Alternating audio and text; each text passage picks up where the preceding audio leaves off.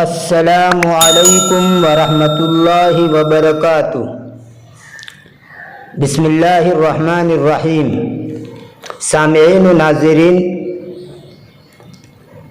آپ کے سامنے القراءۃ الراشدہ جزء اول کے 14 اسباق پیش کیے جا چکے ہیں۔ آج کا ہمارا یہ ویڈیو اسی کتاب کا سبق نمبر 15 ہے، جس کا عنوان ہے مأدبہ، یعنی دعوت، ضیافت، طعام ضیافت، جس کی جمع آتی ہے مآدب۔ تو آئیے ترجمہ شروع کرتے ہیں۔ بسم اللہ الرحمن الرحیم۔ مأدبۃ، دعوت، ضیافت۔ رجع اخی من الحج، میرا بھائی حج سے لوٹا۔ ففرح اہل البیت کثیرا، پس گھر والے بہت خوش ہو گئے۔ وفرحت امی جدا، اور میری ماں بہت خوش ہو گئی۔ فرح یفرح، فرحن کا معنی خوش ہو جانا، اور سر یسر سرورن کا معنی بھی خوش ہو جانا۔ سر یسر کا معنی خوش کر دینا، اور اسی کو آپ مجہول بنا دیں گے سر، تو اس کا معنی ہوتا ہے خوش ہو جانا۔ وصنعت امی طعاما ودعت الیہ الاقارب والاصدقاء وکثیرا من اہل القریہ، اور میری ماں نے کھانا بنایا اور اس نے کھانے کی طرف رشتہ داروں کو اور دوستوں کو اور بہت سے گاؤں والوں کو دعوت دی۔ وفرحنا جدا، اور ہم بہت خوش ہو گئے۔ وفرشنا فراشا نظیفا امام البیت، اور ہم نے گھر کے سامنے صاف ستھرا بچھونا بچھایا۔ فرشن، اس کا معنی ہوتا ہے بستر، بچھانے کا کپڑا، اور فراشن اس کا معنی میں ہے گدا، بیڈ، بچھانے کی کوئی بھی چیز، جمع فروشن و افریشتن۔ اور نظیفن کا معنی صاف ستھرا۔ وکانت ایام صیفن، اور موسم گرما کے دن تھے۔ ووضعنا اباریق فیہا ماء لغسل الایدی، اور ہم نے لوٹے رکھے جس میں پانی تھا ہاتھوں کو دھونے کے لیے۔ ابریکن، پانی کا جگ، لوٹا، اس کی جمع ہے اباریق۔ اور ایدی یہ یدن کی جمع ہے۔ ووضعنا صابونا ومنشفتا، اور ہم نے صابن اور تولیہ رکھا۔ منشفتن، صافی یا رومال یا کپڑا جس سے پانی خشک کیا جائے۔ ہاتھ منہ پوچھنے کا تولیہ، اس کی جمع آتی ہے مناشف۔ وبسطنا سفرتا واسعتا، اور ہم نے چوڑا دسترخوان بچھایا۔ حضر الناس فی المساء، لوگ شام میں حاضر ہوئے، شام کو حاضر ہوئے۔ فاستقبلہم اخی، میرے بھائی نے ان کا استقبال کیا، ان کی آؤ بھگت کی۔ وقلنا، اور ہم نے کہا مرحبا مرحبا، یعنی خوش آمدید، ویلکم۔ وجلسوا قلیلا وحضر الطعام، اور وہ تھوڑی دیر بیٹھے اور کھانا حاضر ہو گیا۔ فجلس الضیوف حول السفرۃ، پس مہمان دسترخوان کے ارد گرد یعنی آس پاس بیٹھ گئے۔ سفرتن دسترخوان کو کہتے ہیں، اس کی جمع سفرن آتی ہے۔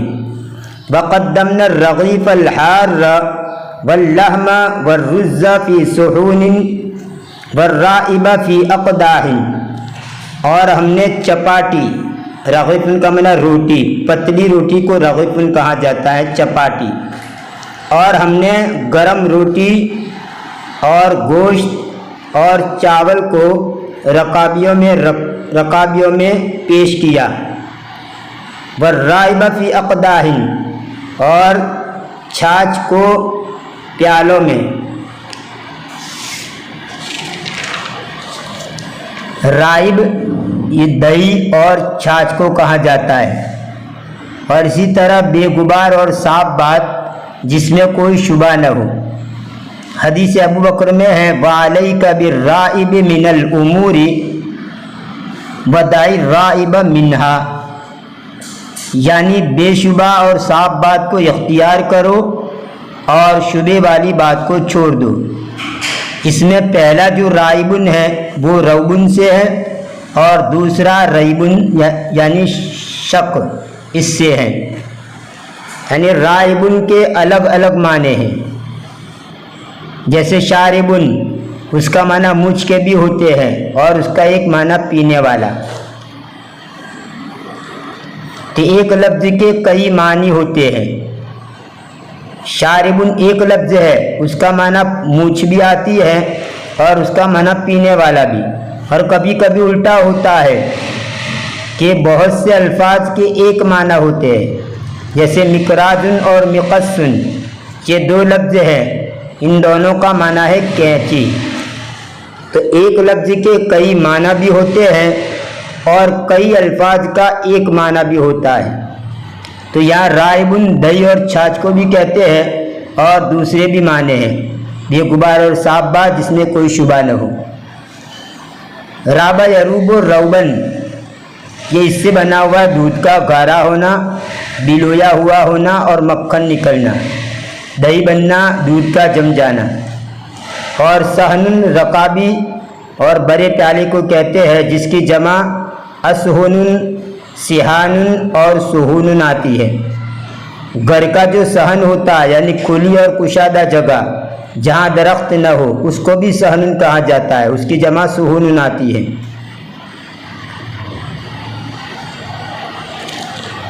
فجلس الضیوف حول السفرة، بس مہمان دسترخوان کے آس پاس بیٹھے۔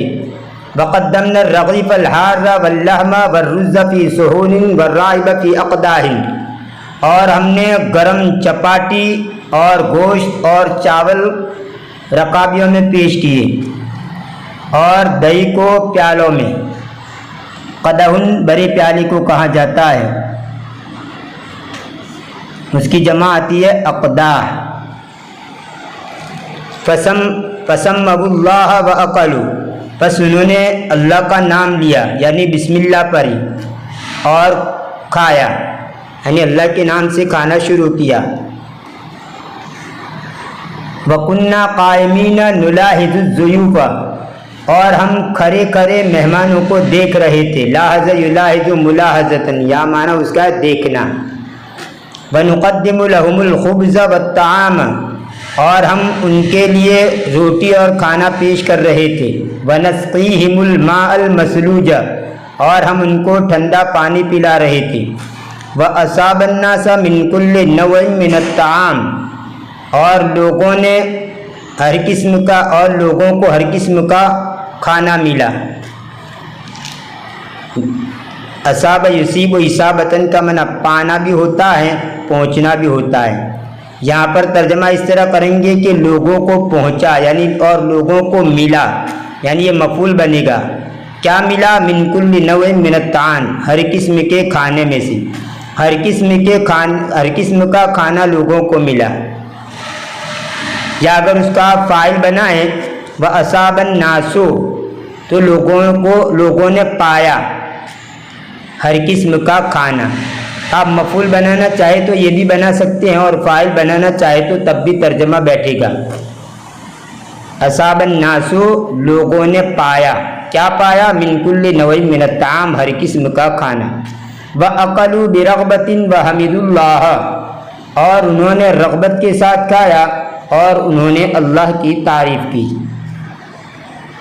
وَقَامُوا وَغَسَلُوا أَيْدِيَهُمْ وَمَسَحُوهَا بِالْمِنْشَفَةِ، اور وہ کھڑے ہو گئے اور انہوں نے ان کے ہاتھ کو دھویا اور انہوں نے اس کو یعنی ان ہاتھوں کو پوچھا تولیے کے ذریعے۔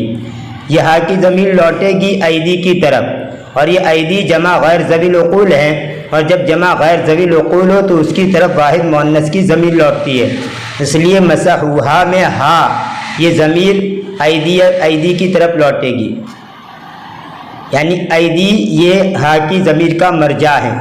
مرجع یعنی جس کی طرف ضمیر لوٹتی ہو اس کو مرجع کہا جاتا ہے۔ جیسے یہ ہا کی ضمیر لوٹتی ہے ایدیہ کی طرف، ایدی کی طرف، تو اس ایدن کو کہیں گے ہا کا مرجع یعنی لوٹنے کی جگہ۔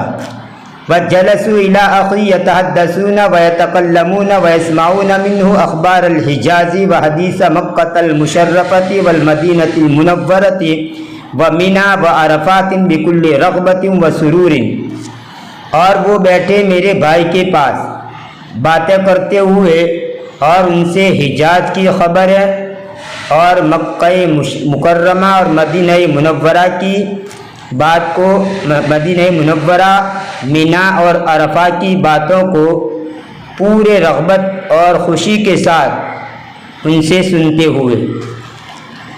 اور وہ سب بیٹھے میرے بھائی کے پاس باتیں کرنے کے لیے، یتحدثون و یتکلمون، تاکہ وہ باتیں کرے، ویسمعون منہ اخبار الحجاز، اور وہ اس سے حجاز کی خبریں سنیں، وحدیث مکۃ المشرفۃ والمدینۃ المنورۃ ومنا وعرفات، اور مکہ مکرمہ، مدینہ منورہ، مینا اور عرفات کی باتیں سنیں، بکل رغبت وسرور، پوری رغبت کے ساتھ اور خوشی کے ساتھ۔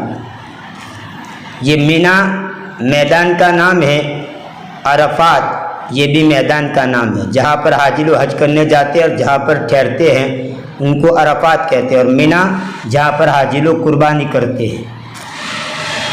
واشتاقوا الی الحج، اور وہ لوگ حج کے مشتاق ہو گئے، یعنی انہیں بھی حج کا شوق پیدا ہوا۔ ودعوا اللہ ان یوفقہم لذلک، اور انہوں نے اللہ سے دعا کی کہ وہ ان کو اس کے لیے توفیق دے۔ توفیق کا مطلب یہ ہوتا ہے کہ اللہ تبارک و تعالیٰ کسی کام کے اسباب آسانی کے ساتھ مہیا کر دے، اس کو کہا جاتا ہے توفیق۔ جیسے اگر کوئی یوں کہے اللہ مجھے اس کام کی توفیق دے دے، تو اس کا مطلب یہ ہے کہ یہ جو کام مجھے کرنا ہے، جس کام کا کرنے کا میں نے ارادہ کیا ہے، اس کام کے کرنے کے اسباب میرے لیے مہیا کر دے، وہ اسباب پیدا کر کے کہ میں جو کام کرنے جا رہا ہوں، جس کا میں نے ارادہ کیا ہے، وہ کام ہو جائے۔ تو توفیق کا مطلب ہوتا ہے کسی بھی کام کے لیے اللہ تبارک و تعالیٰ اسباب مہیا کر دے، اسباب پیدا کر دے، اس کو کہتے ہیں توفیق۔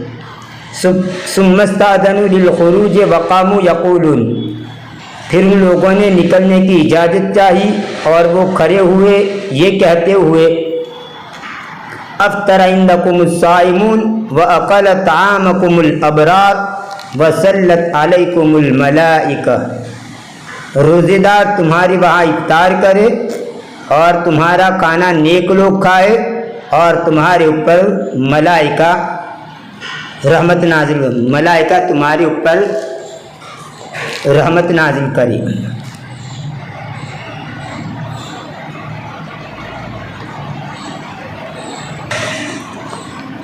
برن کا معنی نیک اور صالح، فرما بردار، اسی کی جمع ہے ابرار۔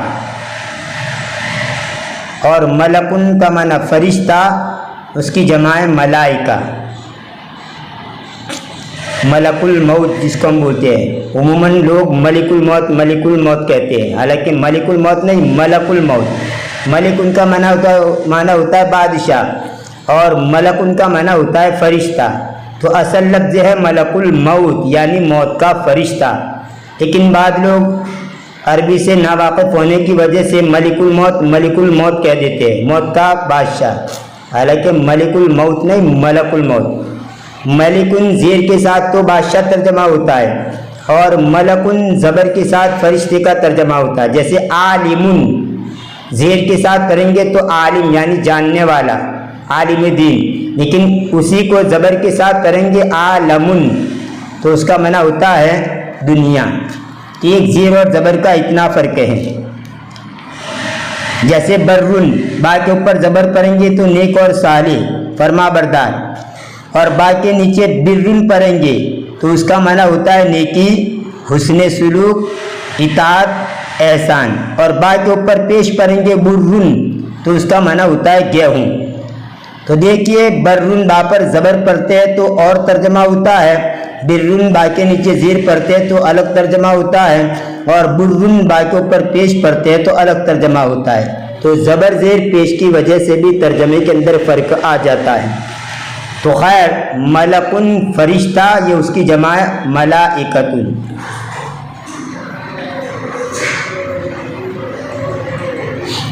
یہ تھا آج کا ہمارا سبق نمبر 14.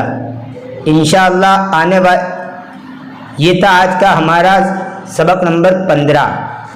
انشاءاللہ آنے والے ویڈیو کے اندر آپ کے سامنے سبق نمبر 16 کو پیش کیا جائے گا. تب تک کے لیے انتظار کیجیے. دعاؤں میں یاد رکھیے. فی امان اللہ، الی اللقاء.